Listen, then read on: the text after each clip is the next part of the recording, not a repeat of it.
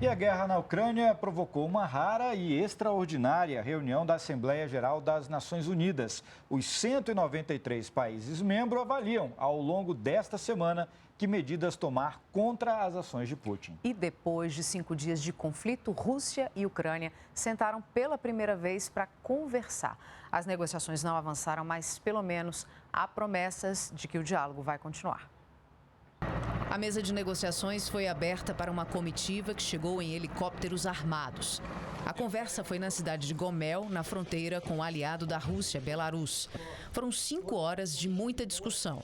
O representante da Ucrânia contou que o objetivo do encontro foi traçar um imediato cessar-fogo. Já o representante russo disse que o mais importante é que os dois países concordaram em continuar os diálogos. Sabe-se pouco do que foi dito hoje, mas já se sabe que uma nova rodada de debate está a caminho. Ela será na fronteira com a Polônia. O novo encontro vai acontecer depois que Rússia e Ucrânia analisarem as propostas colocadas hoje.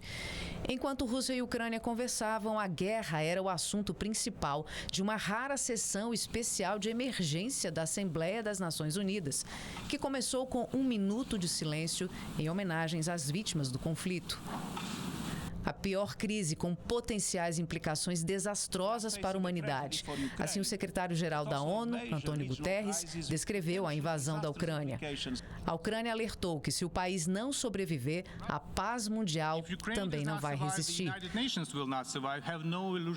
Já a Rússia acusou a Ucrânia de ser a raiz de todo o conflito. As discussões sobre a guerra vão seguir pelos próximos dias, até que os 193 membros da Assembleia da ONU votem a favor ou contra isolar a Rússia como consequência da guerra. E em mais uma tentativa de conseguir ajuda, o presidente Volodymyr Zelensky deu uma nova cartada. Ele fez um pedido formal hoje para que a Ucrânia entre para a União Europeia. A documentação já foi enviada para Bruxelas, na Bélgica, mas o processo pode levar tempo e tem que ser aprovado por unanimidade. O Brasil foi representado nessa Assembleia Extraordinária da ONU pelo embaixador Ronaldo Costa Filho. Em sua fala, ele destacou o aumento das tensões que colocam a humanidade em risco e pediu uma solução diplomática urgente. It is of our collective interest to jointly do all we can to stop and reverse the belligerent actions before it is too late. Galera.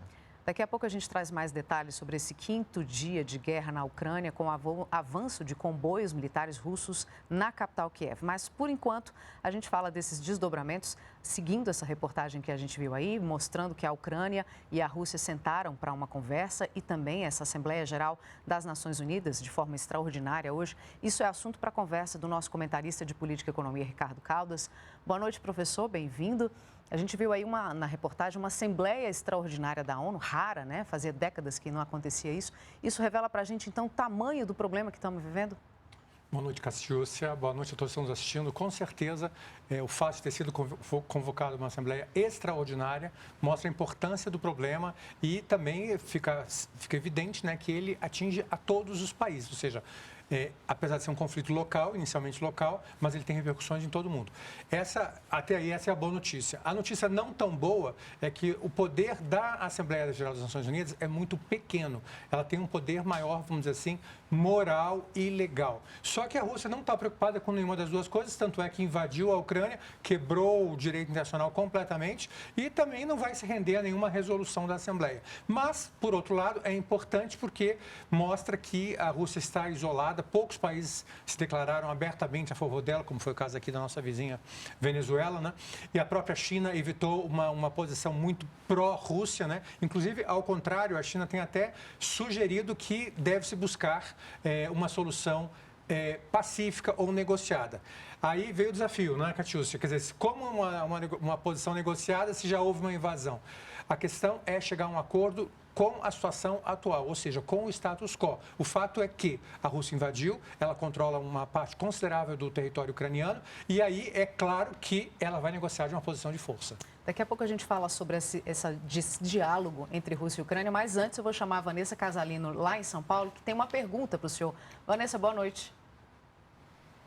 Oi, Catiúcia, boa noite a você, a todos, boa noite ao professor também. Bom, professor, hoje entraram em vigor as sanções econômicas definidas pelo Ocidente contra a Rússia, impactaram a Rússia. O Banco Central de lá teve de aumentar a taxa de juros de 9,5% para 20%, o rublo sentiu, desvalorizou 30%.